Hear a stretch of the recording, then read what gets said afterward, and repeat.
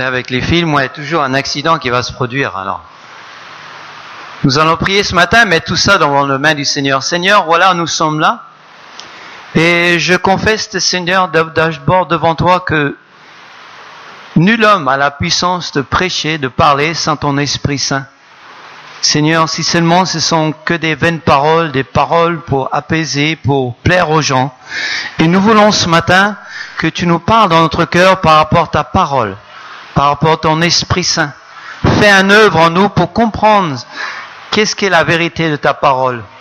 Nous vivons dans un monde aujourd'hui qu'il y a des lumières de tous les côtés. Nous ne savons pas où courir, que nous pouvons courir vers toi, Seigneur, et qu'à ta parole qui est vérité.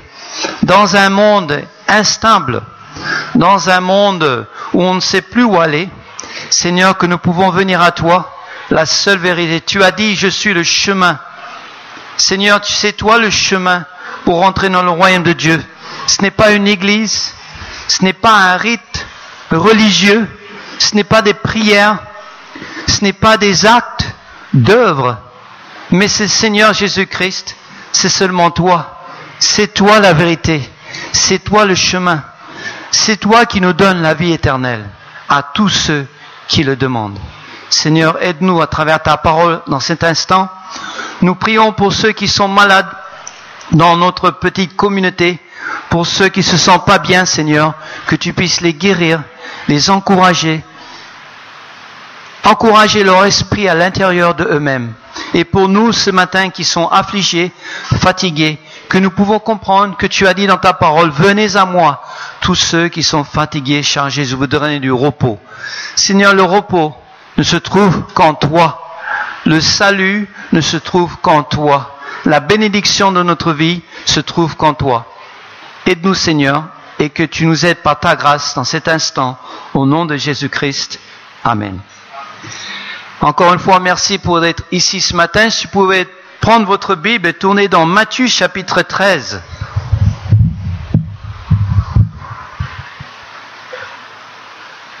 Matthieu 13.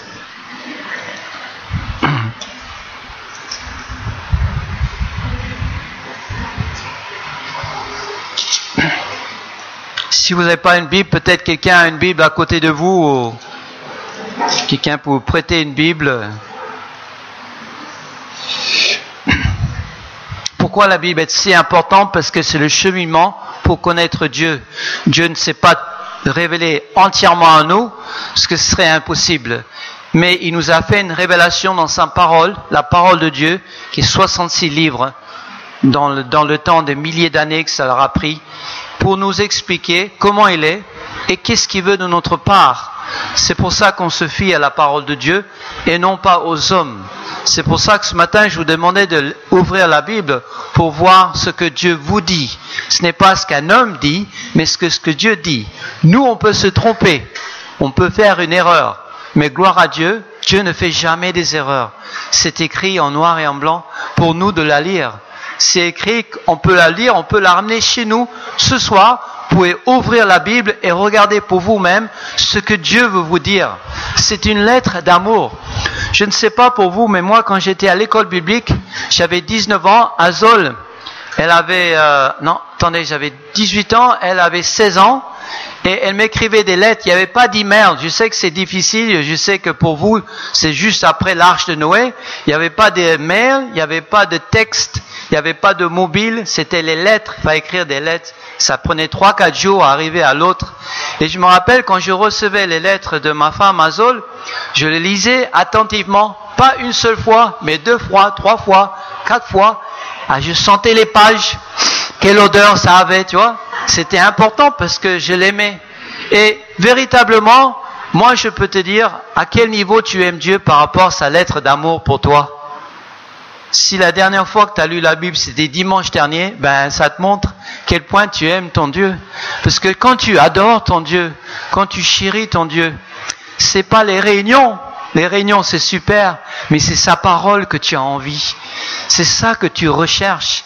La vérité de sa parole parce que tu l'aimes et parce que il t'aime. J'aime pas recevoir des lettres en ce moment des impôts. On a tous reçu.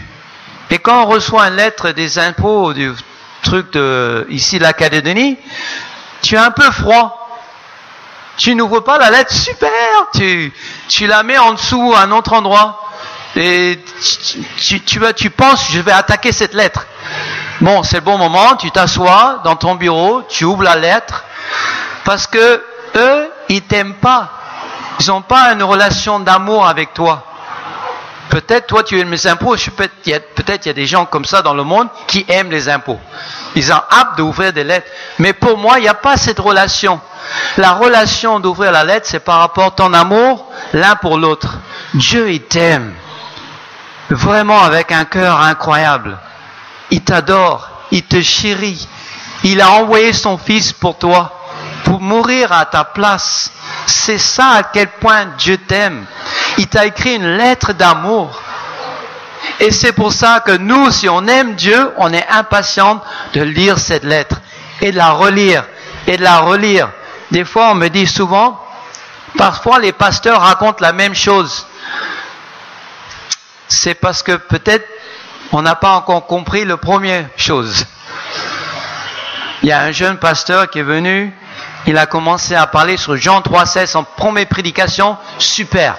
Les diacres l'ont félicité, les anciens lui ont dit merci. La semaine d'après, il redit le même message, Jean 3,16. Les diacres l'ont félicité, c'était quand même pas mal, c'était un peu différent que le dimanche dernier.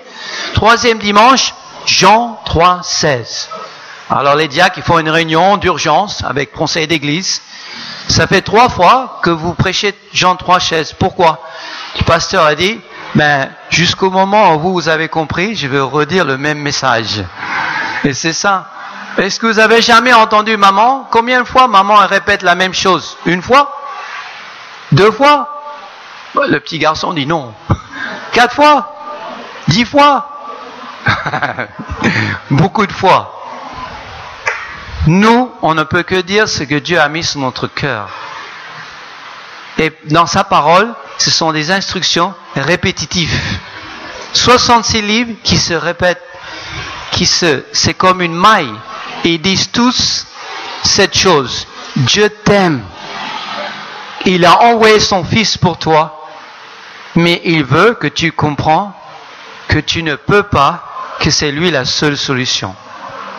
Je crois que Matthieu chapitre 13, je crois que Matthieu nous explique cela. De ce même jour, Jésus sortit de la maison, verset 1, chapitre 13, il s'était assis au bord de la mer. Une grande foule s'était assemblée auprès de lui. Il monta dans une barque et il s'assit. Toute la foule se tenait sur le rivage. Il leur parle en parabole sur beaucoup de choses et dit, Jésus est en train de parler à une foule. Il est en train de parler à beaucoup de personnes. J'adore ça. J'adore que Jésus s'intéresse aux foules. C'est pas un mec qui était un moine tout seul dans un coin avec 10 personnes. Il était intéressé aux foules. Les gens, ils s'attiraient. Jésus, c'était un personnage qui attirait les personnes. Il y avait quelque chose que Jésus-Christ avait que les autres n'avaient pas. Mais les gens ne savaient pas pourquoi ils l'écoutaient. Ils ne sont pas venus à Jésus parce qu'ils aimaient Jésus ou parce qu'ils aimaient Dieu. Ils sont venus à Jésus parce qu'il était différent. Parfois, je ne sais pas pour vous, les gens nous courtoient. Ma femme et moi, on a des bons amis. Ils viennent chez nous, ils mangent avec nous, ils boivent avec nous. On regarde une vidéo, ils nous aiment bien. 1 mois, 2 mois, et tout d'un coup, au 3e mois, ils arrivent à voir pourquoi on est différent. Pourquoi on est gentil. Ils arrivent à voir, c'est pas nous, mais c'est Christ en nous. Et parfois, il y a 2 choses que les gens font. Tu ne les entends plus, ils te téléphonent plus, c'est rare, ou ils acceptent Christ et eux-mêmes changent comme toi tu as changé. C'est ça qui a attiré. Ce qui a attiré Jésus-Christ, c'était pas que lui il tenait la vérité. Les gens n'étaient pas après Jésus parce qu'ils croyaient en Dieu, mais il était différent. Il faut comprendre que la foi chrétienne est choc. Il y a des choses qui sont bien. On est heureux. On a toujours la joie. Tu me vois à l'hôpital, escropié, plâtre en l'air, et je suis souriant. Est-ce qu'il est illuminé ou il a fumé quelque chose? Je sais pas. Tu vois, ça attire. Jésus attire. Mais ils ne viennent pas pour Jésus, ils viennent parce que notre vie est différente. C'est ça l'histoire du bon semeur, on va lire ensemble. Ils sont attirés par Jésus, mais Jésus leur dit des histoires qu'ils n'arrivent pas à comprendre parce que c'est des histoires de la terre avec une connaissance, une vérité spirituelle qui est derrière. Un semeur sortir pour semer. Comme il semait, une partie de la semence tombe le long du chemin. Les oiseaux vivent et le mangent. Une autre partie tombe dans les endroits périlleux, où elle n'avait pas beaucoup de terre. Elle lève aussitôt parce qu'elle ne trouvait pas un sol profond, mais quand le soleil parut, elle fut brûlée et sécha, faute de racines. Une autre partie tomba parmi les épines. Les épines montent et l'étouffent. Une autre partie tombe dans la terre, elle est bonne, elle donna du fruit. Un grain 100, un autre 60, une autre 30. Que celui qui a des oreilles pour entendre, entende. Vous savez, quand j'étais jeune, ce verset m'a troublé. Moi, je croyais que dans le temps d'Israël, les enfants d'Israélites, il y avait des gens qui se baladaient sans oreilles. J'avais pas compris. Moi, très simple. Et quand j'ai lu ce verset, celui qui a des oreilles qui entendent, j'ai dit au pasteur, il y avait des gens qui se baladaient sans oreilles. Il a dit non, le pasteur a dit non, Philippe, on a deux oreilles. On a l'oreille qu'on entend et on pratique ce qu'on entend. Et on a l'oreille, on a entendu, mais on ne fait pas ce qu'on a entendu. Je crois que si tu es un parent, et quand ton enfant il arrive à 12 ans, 13 ans, tu comprends ce que c'est d'avoir des oreilles et ne pas t'entendre. Ils entendent, oui papa, mais ils ne font pas ce que tu as demandé de faire. C'est ça les oreilles ici. Jésus il est en train de dire, écoutez, mais mettez en pratique ce que je suis en train de vous dire. Le grain. Alors, ce matin, il y a deux applications. Nous qui sommes ici, nous qui sommes des pierres vivantes, nous, vous savez, la parole de Dieu, c'est, Pierre a utilisé ce verset dans 1 Pierre chapitre 1, verset 23. Il a parlé de la graine spirituelle qui a posé en nous, qui donne du fruit dans notre vie. Pierre a repris cette image dans 1 Pierre chapitre 1, verset 23 que Jésus lui avait dit. Alors, ce message ce matin, on pourrait parler du semeur et on pourrait parler de la graine. La graine qui est tombée sur le bord de la route, qui n'a rien donné. La graine qui est tombée parmi les mauvaises herbes, qui n'a rien donné. La graine qui est tombée sur les endroits où il n'y avait pas beaucoup de terre, où quand le soleil s'est levé, ça n'a rien donné, c'est morte. Qu'est-ce que c'est cette histoire? Pour moi, Jésus est en train de me dire quelque chose de très spécial et pour vous. Je voudrais parler pas du côté de la graine, que nous savons que c'est la parole de Dieu. Dans cette histoire, la graine, le semeur qui est en train de semer la graine, c'est la parole de Dieu. Mais moi, je voudrais vous parler de ceux qui ont reçu la graine. Comment ça se fait que sur 4, seulement 3 l'ont reçu? Ça veut dire que Jésus est en train de nous dire un principe. Sur 4 personnes qui entendent la parole, une seule accepte le Seigneur véritablement. Les autres l'ont reçu, mais ne sont pas portés du fruit. Ce matin, je voulais vous parler de ça. 1 sur 4. Moi, je me demande dans ma vie, sur 4 personnes qui ont reçu Jésus-Christ dans mon ministère, combien ont continué l'œuvre de Dieu? Je ne sais pas pour vous. Et sur 4 personnes que vous avez parlé de Dieu, vous avez vu un? Sur 40, hein? On y va. Sur 100 personnes, vous avez parlé de Dieu. Est-ce que tu as vu un? Ok, on continue. Sur 1000 personnes que tu as parlé, est-ce que tu peux véritablement dire qu'il y a une personne qui a accepté Christ, qui suit actuellement les principes et les enseignements de Jésus-Christ? On a fait une étude sur Billy Graham, un grand évangéliste, qui a gagné des milliers et des milliers de personnes. 10 ans après, tous ces gens ont écrit leur nom l'Institut de Billy Graham, ce sont des gens qui écrivent les noms des personnes, leur adresse. Ils ont un follow-up programme, un programme de disciples incroyable. Moi-même, j'étais en Amsterdam, je faisais partie quand j'étais jeune de ça, quand Billy Graham était un peu mieux. Et c'était vraiment, ils écrivaient les noms des personnes, où ils allaient, leur adresse, l'église le plus proche. C'était incroyable. Ils ont pris une étude 10 ans après, ils ont trouvé que tous ces milliers de personnes, 3% continuent à suivre Jésus. 3%. Alors, on sait que la graine marche. La parole de Dieu. On sait que la parole de Dieu ne revient jamais sans effet. Gloire à Dieu. On sait que, parce que des fois on s'énerve, je ne sais pas pour vous, mais moi des fois ça m'énerve quand je donne la parole, quelqu'un accepte Christ, il est tout fou, et après il n'est plus là. Ça, tu vois, quand ça arrive une fois, d'accord, quand ça arrive 2 fois, d'accord, mais quand ça arrive 20, 40 fois, tu commences à être un peu découragé. Et moi je veux ce matin essayer peut-être à nous aider à comprendre comment nous devons tourner la chose. Peut-être le Seigneur n'est pas en train de nous dire là que dans de semer, mais peut-être c'est le terrain qui n'est pas prêt. Le cœur n'est pas prêt. C'est pas la graine. La graine, elle pousse. La graine va faire un effet. Le problème dans ce parabole, et je vous ai encouragé, que c'est la terre qui n'est pas prête. Le cœur n'est pas prêt. La façon que nous expliquons l'évangile parfois n'est pas prêt. Regardez avec moi dans Jérémie chapitre 4. Jérémie 4. Et le verset 3, ça dit comme ça. Si vous n'avez pas une Bible, vous ne savez pas c'est où Jérémie, c'est pas grave. Ça dit comme ça. Car ainsi parle l'Éternel aux hommes de Juda, défrichez un champ nouveau. Défricher un champ nouveau. Vous savez pourquoi parfois la parole de Dieu ne pousse pas? Parce que le terrain n'est pas défriché. Ça veut dire quoi défricher? Alors, bon, c'est vrai, moi je suis pas vraiment un grand français, alors il faudrait que je regarde, ça veut dire quoi défricher en français? C'est carrément, tu prends la terre, tu le tournes à l'envers. C'est pas compliqué. Tous ceux qui ont des plantes, lève la main si tu as des plantes. Allez, si tu as une plante ou tu as un jardin, tu as fait un peu de jardin, voilà, tu sais ce que c'est une plante. Il faut tourner la terre, il faut que la terre, il y a de l'oxygène dedans.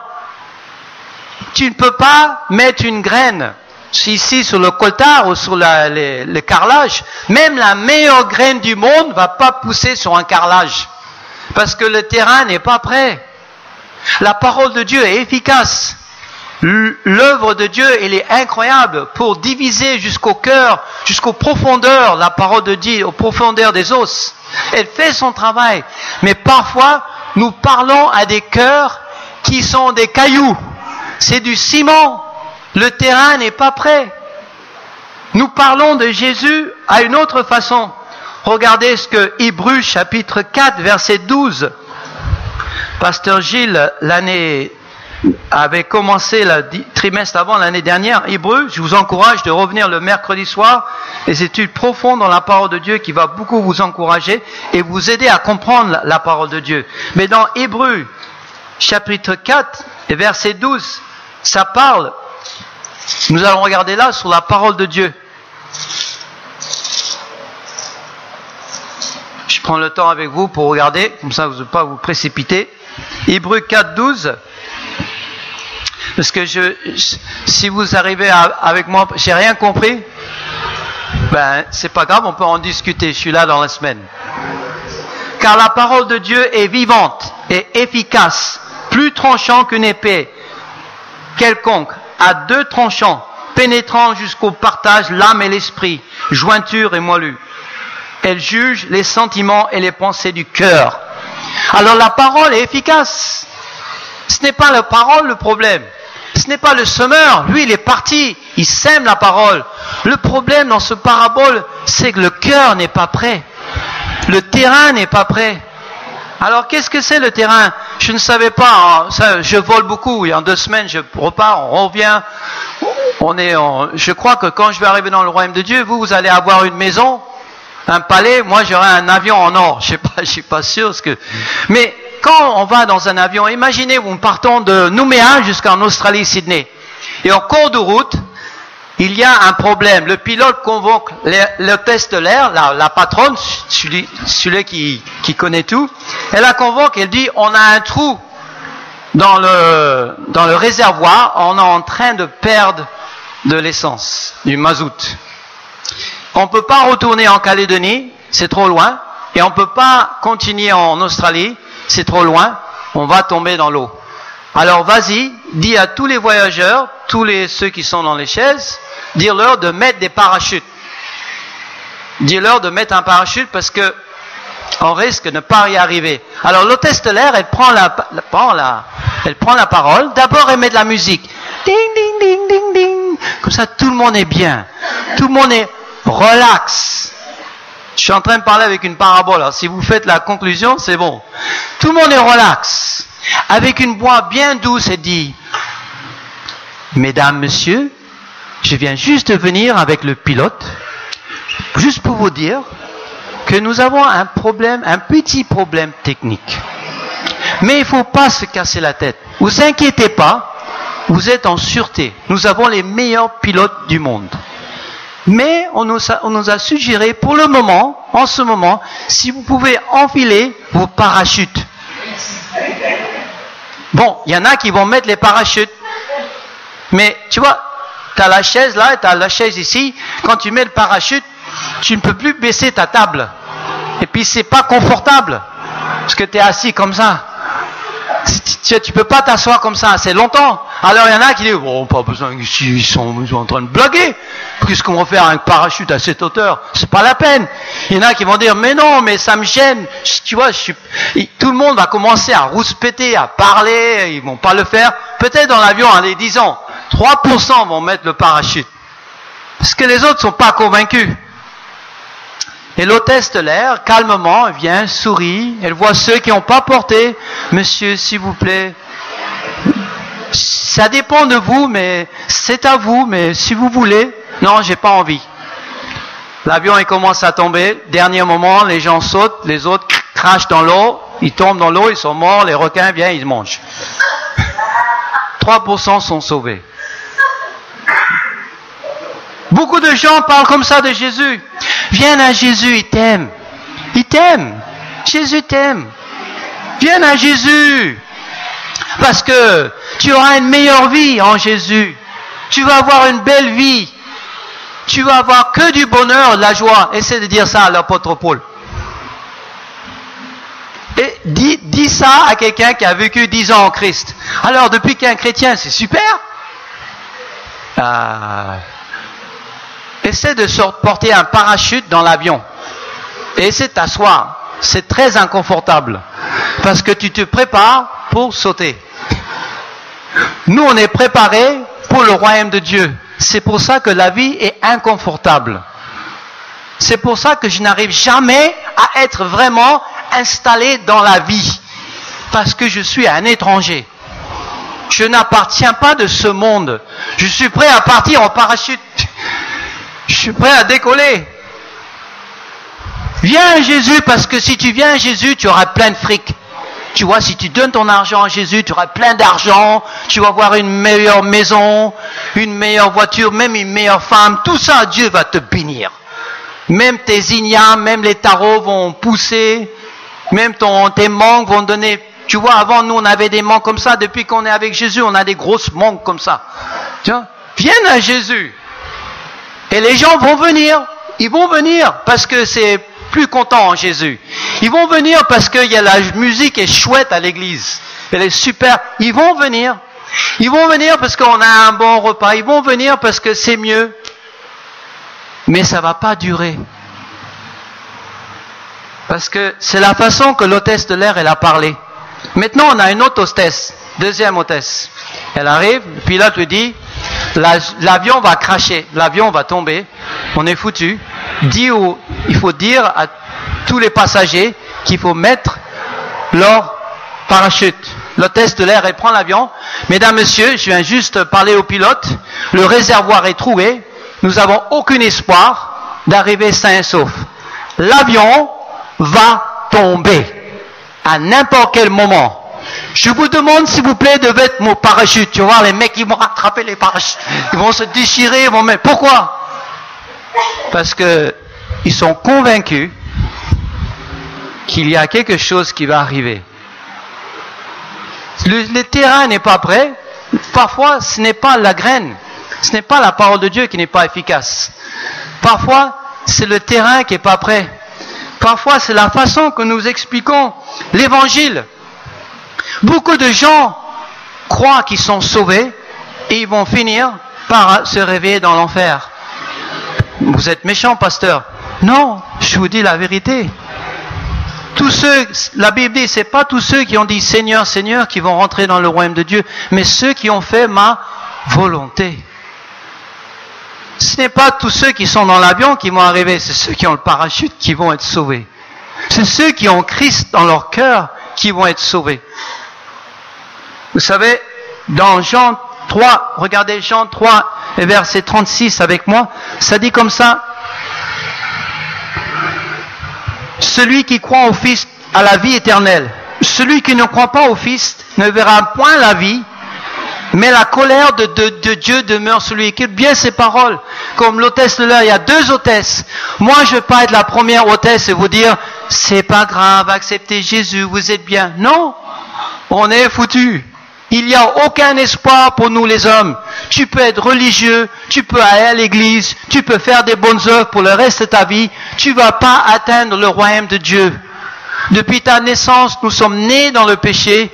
Nous n'avons aucun espoir d'être sauvés. Le salut vient que par Dieu. Dieu nous a tant aimés qu'il a donné son Fils unique dans Jean 3,16. Enfin, que quiconque croit en lui ne périt point.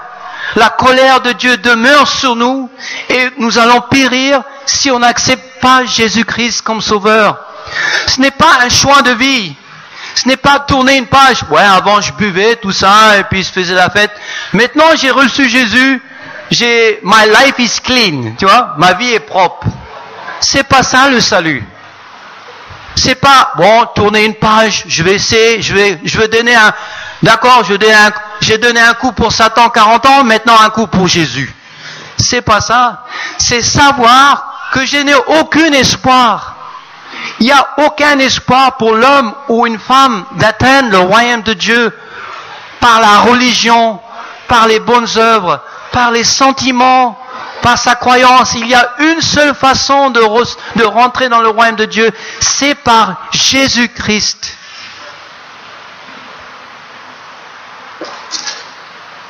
Peut-être ce matin vous disiez, j'ai pas compris, mais comprends cela, que dans ce monde, pour recevoir la vie éternelle, il faut quelqu'un qui vient de la vie éternelle. Moi, je suis terrestre, je suis d'ici.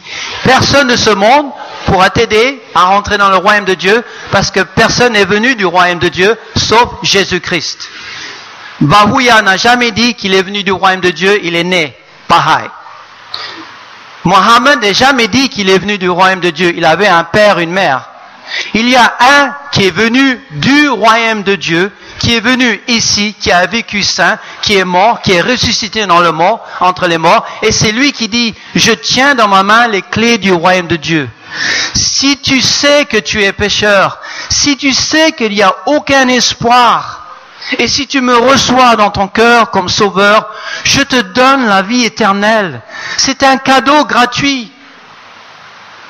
Mais tu sais, porter le parachute, je ne veux pas vous mentir, c'est encombrant. Essaie de le faire la prochaine fois que tu montes dans un avion. D'abord, il n'y a pas de parachute, il y a des filets de sauvetage.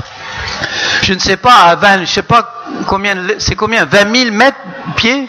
Je sais pas est-ce qu'un filet de sauvetage, comment ça va t'aider à 20 000 pieds? Tu vois, tu sautes de l'avion, tu tires ton filet de sauvetage. Je n'ai pas encore compris comment ça va t'aider. Tu vois? Mais je sais une chose, si tu portes un parachute dans un avion, c'est encombrant. Porter Jésus aujourd'hui dans mon cœur, c'est encombrant. C'est difficile. Tu risques de ne pas avoir beaucoup d'amis. Tu risques d'être mal compris. Quand tu vis saint en Jésus-Christ et que tu ne vis pas selon ce monde, tu vas voir que c'est pas aussi super que les autres te disent. La paix que nous avons, c'est pas dans ce monde, c'est dans mon cœur. La joie que nous avons, c'est pas dans mon compte en banque. Quand je regarde mon compte en banque, c'est pas ça. La joie se trouve pas dans mon compte en banque, la joie se trouve en Jésus-Christ dans mon cœur. J'ai une paix qui dépasse l'intelligence, la compréhension de ce monde. J'ai une chose que même que j'ai un cancer, que même que je suis malade à l'hôpital et le docteur me dit qu'il n'y a plus d'espoir, moi j'ai un espoir. Ce n'est pas l'espoir d'être guéri ou de faire quelque chose, c'est de l'espoir de voir mon maître. C'est l'espoir de voir mon Seigneur. C'est l'espoir de voir celui qui est mort à ma place. Je ne cherche rien dans ce monde. Parce que la Bible dit, suis-moi, porte ta croix et suis-moi. La Bible dit, celui qui est ami de ce monde, il sera l'ennemi de Dieu. Mais celui qui est l'ami de Jésus-Christ sera l'ennemi de ce monde. Mais la joie à comparaître, tu ne peux pas comparaître la joie d'être en Christ, de savoir que tu as la vie éternelle. Vous savez, dans Galates chapitre 3, et si nous regardons les 10 commandements dans Exode chapitre 20, c'est pasteur, on va pas regarder 10 commandements? Si, on y va tous les deux ensemble. S'il te plaît pas les 10 commandements, on y va. C'est bien pour nous. Galates 3, c'est la même chose, mais nous allons regarder dans Exode chapitre 20. Galates 3, ça nous dit que les 10 commandements, ce sont un maître qui nous amène à Christ. Dans le temps d'Israël, les enfants faisaient n'importe quoi. Et ceux qui avaient de l'argent, ils louaient des maîtres. Et ces maîtres, ils avaient un grand morceau comme un morceau de bambou.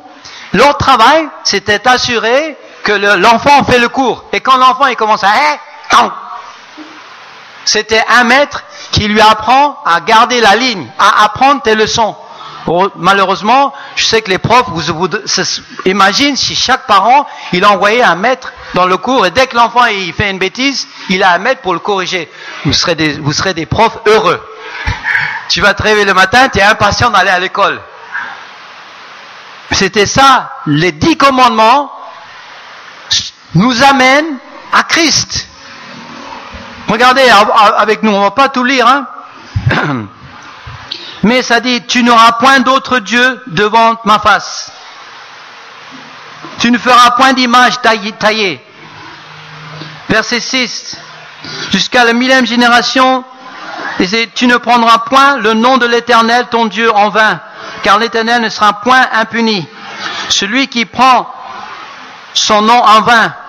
Alors le Seigneur a dit comme ça. Tu dis, mais moi j'ai jamais pris le nom du Seigneur en vain. La Bible dit comme ça, Jésus a dit comme ça. Si ton oui n'est pas oui et si ton non c'est pas non, c'est un injure contre Dieu. Quoi? Ça c'est pour ceux qui disent, j'ai jamais dit un gros mot de ma vie. J'ai jamais porté le nom de Dieu comme un injure. La Bible dit, si ton non n'est pas non et si ton oui n'est pas oui, c'est un injure contre Dieu. Ça veut dire, quand tu as dit, je sais pas. Pourquoi Dieu a dit ça? Pour nous montrer que nous sommes pécheurs. Souviens-toi du jour du repos. Sanctifie ton travail 6 jours. Et continue, tu ne tueras point. Honore ton père et ta mère, afin que tous les jours se prolongent. Tu ne tueras point. J'ai jamais tué quelqu'un. Jésus a dit aux pharisiens, si dans ton cœur tu n'aimes pas quelqu'un et que tu le détestes au point, c'est comme tu l'as tué. Tu ne commettras pas d'adultère. Je n'ai jamais commis d'adultère. Là, Jésus a dit aux pharisiens, si tu regardes une femme mal, si tu la regardes avec une convoitise, c'est comme si tu as fait l'adultère avec elle dans ton cœur. Tu ne déroberas point. Tu n'auras point de faux témoignages envers ton prochain. Alors, il y a peut-être des gens qui sont purs. Il y a peut-être des gens qui n'ont jamais fait d'adultère, ils n'ont jamais tué quelqu'un, ils n'ont jamais dit un injure contre Dieu, ils ont été honnêtes avec leurs parents. Peut-être il y a quelqu'un dans le monde comme ça. Alors Dieu met la dernière commandement pour nous tous. Dieu met le 10e commandement, c'est pour couvrir tout le monde entier. Il dit comme ça, tu ne convoiteras point. Alors dis-moi ici, qui c'est ici dans cette chambre qui a jamais convoité quelque chose? Non, mais pasteur, le convoitise, c'est pas un péché. Dieu l'a dit. Les 10 commandements, si tu casses une, tu casses tous. Ce que je veux faire ce matin, et je veux finir, c'est je veux pas être l'hôtesse de l'air numéro 1. Bonjour mesdames, messieurs, je viens juste du pilote. Écoutez, c'est pas grave. Attachez votre ceinture. Non, je veux venir ce matin vous dire honnêtement, on n'a pas d'espoir sans Jésus-Christ. Il y a un seul recours pour la vie éternelle, ça se trouve en Jésus-Christ, notre Seigneur. Ça nous explique, rappelez-vous, il y a un homme dans Luc chapitre 10 qui est venu à Jésus. Un homme bien, il a dit, pour tenter Jésus, il a dit, Maître, que faut-il faire pour entrer dans le royaume de Dieu? Il a tenté Jésus, il est venu avec un mauvais cœur, il n'est pas venu avec un bon cœur. Il voulait pas la réponse, il voulait piéger Jésus. Que faut-il faire pour aller dans le royaume de Dieu? Jésus lui a dit, voilà, fais ça et fais ça. Il a dit, mais j'ai fait ça depuis ma naissance. Il a dit, tu manques un truc. Vends tout ce que tu as, donne aux pauvres et suis-moi.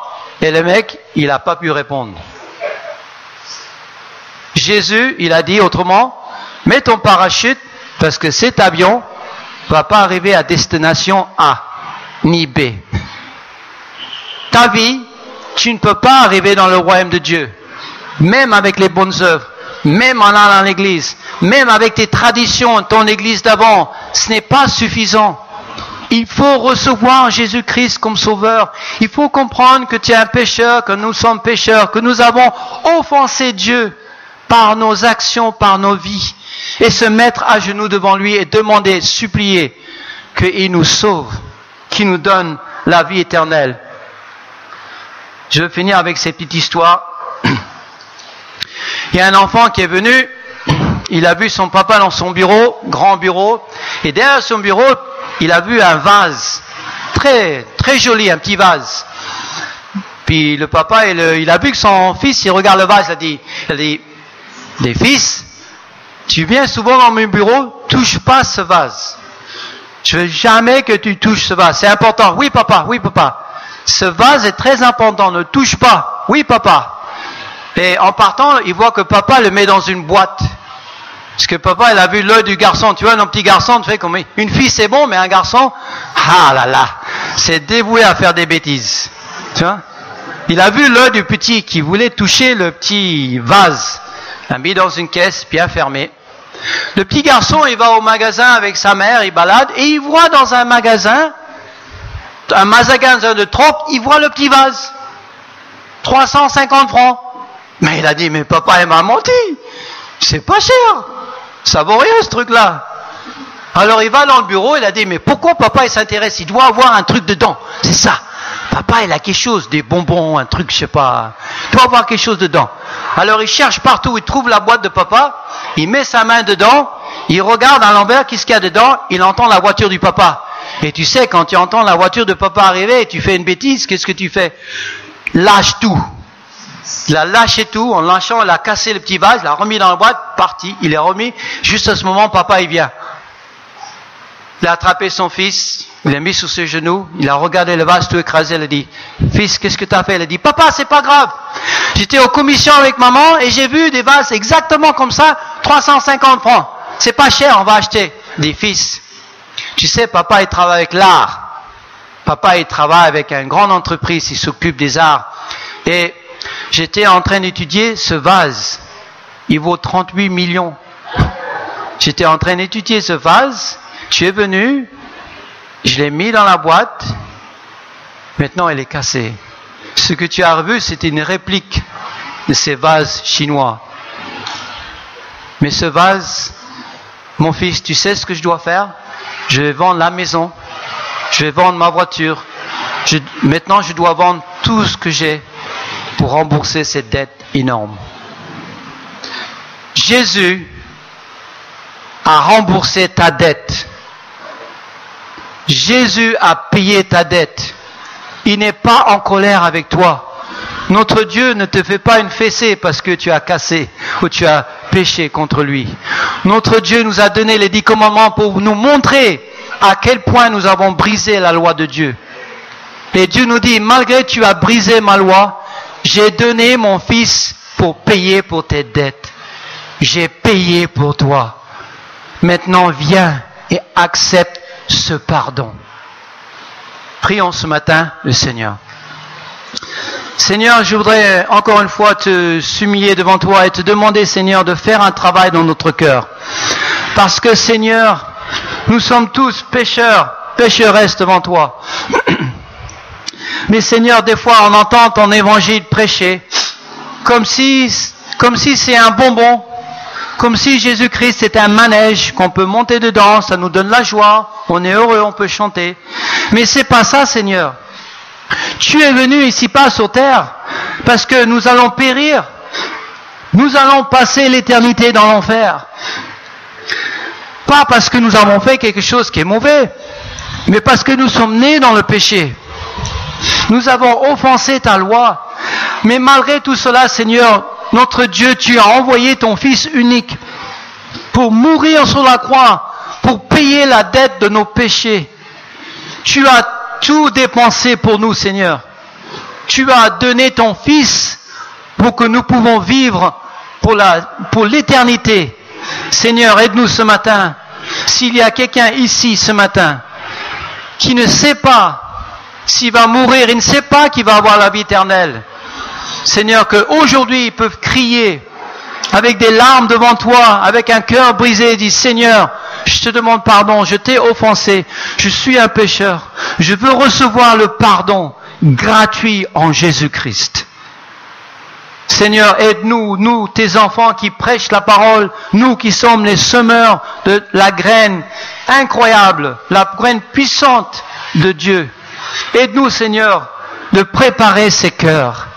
Aide-nous, Seigneur, de ne pas prêcher une fausse évangile. Une évangile qu'on dit, tu seras meilleur, tu auras une meilleure vie, tu auras de l'argent, tu seras content. Non, Seigneur, c'est pas ça que nous devons dire.